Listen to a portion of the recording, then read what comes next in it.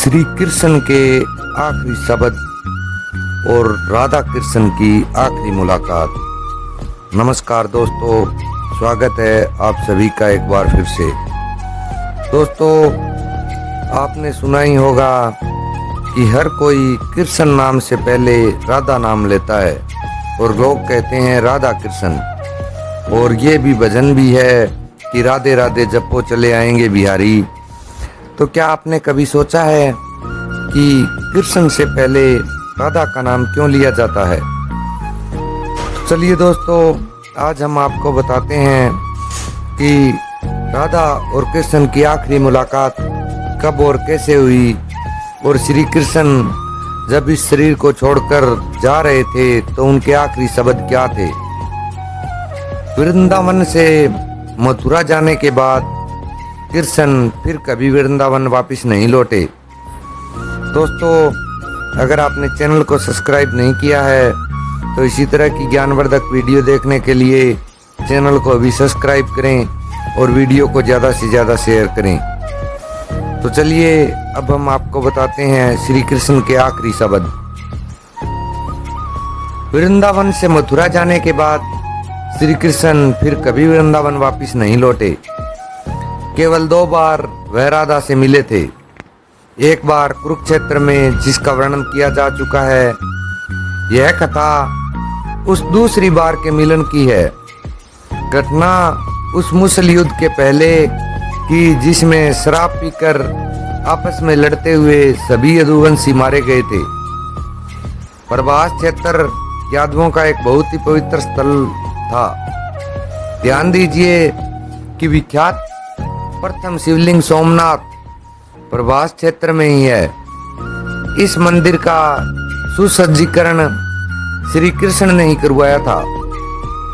इसके उत्तर में प्रभास का विस्तृत भूभाग है। इसी स्थान पर मैदान से थोड़ी दूर पर बहिलिये ने श्री कृष्ण के पैर में बाण मारा था। यहाँ हर वर्ष एक पूजा समारोह होता था, जिसमें यादव गणतंत्र के सभी लोग आबाल वृद्ध भाग लेते थे।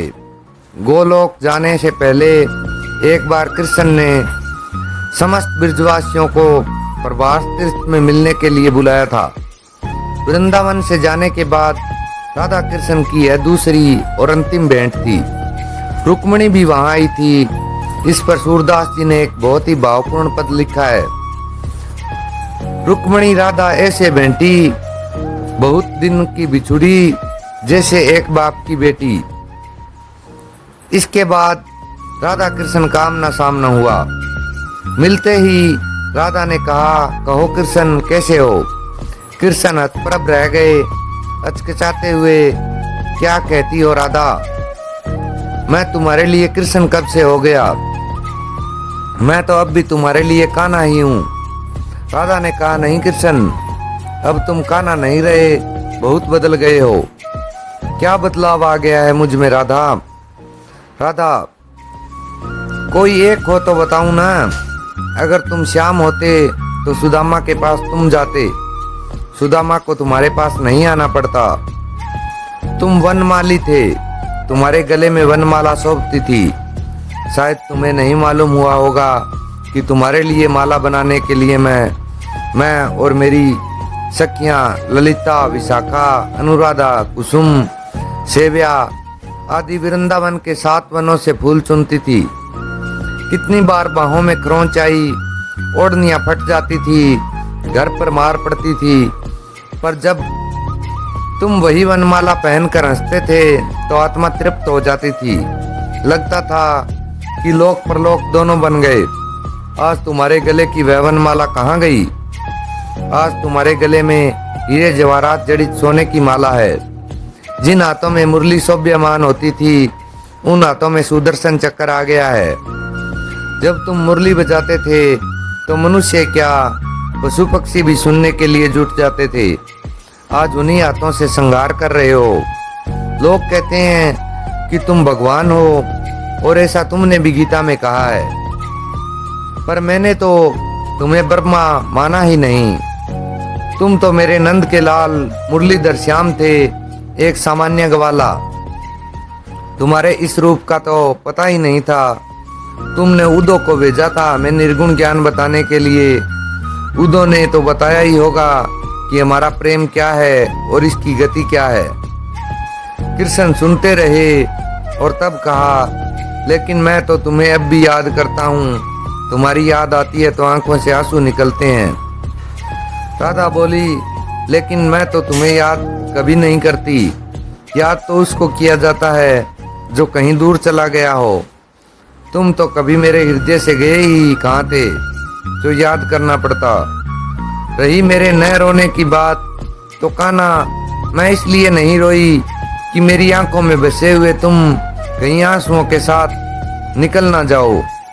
भगत का भाव देखकर भगवान विहल हो गए। बोले, राधा तुम जीती मैं हारा। राधा बोली, याद रखना कृष्ण, मेरे बिना अधूरे रहोगे। संसार में जहाँ भी तुम्हारी पूजा होगी मैं साथ रहूंगी। एक को छोड़कर जगन्नाथ जी, कोई ऐसा मंदिर नहीं होगा जहाँ मैं तुम्हारे साथ नहीं होंगी। हमेशा तुम्हारे नाम से पहले मेरा नाम लिया जाएगा। ठीक उसी प्रकार जैसे पूर्व में प्रभु श्री राम से पहले माँ सीता का नाम आया। भगवान श्री कृष्ण ने एवं स्तु कहा और एक अंतिम बात कही कि राधा, अब इस जीवन में मेरी तुम्हारी भेंट नहीं होगी, पर मैं तुम्हें कुछ देना चाहता हूँ। जो भी इच्छा हो मांग लो। राधा ने कहा, कन्हैया मुझे तो सब कुछ मिल चुका है और तुमने और कुछ नहीं चाहिए। मेरा तुम्हारा प्यार अमर रहे। जब तक इस धराधाम पर एक भी प्राणी जीवित रहे मुझे तुम्हारे साथ याद करता रहे। परंतु कहते ही हो तो एक बार वही मुरली की तान एक बार और सुना दो। भगवान भगत की इस इच्छा को टाल ना सके, जबकि सर्वज्ञ सर्वशक्तिमान श्री कृष्ण इसके भयावह परिणाम को जानते थे। फिर भी उन्होंने बहुत ही दिनों से संजो कर रखी हुई बांसुरी निकाली और एक अद्भुत अविस्मरणीय तान छेड़ दिया। सारा संसार तरंगित हो उठा।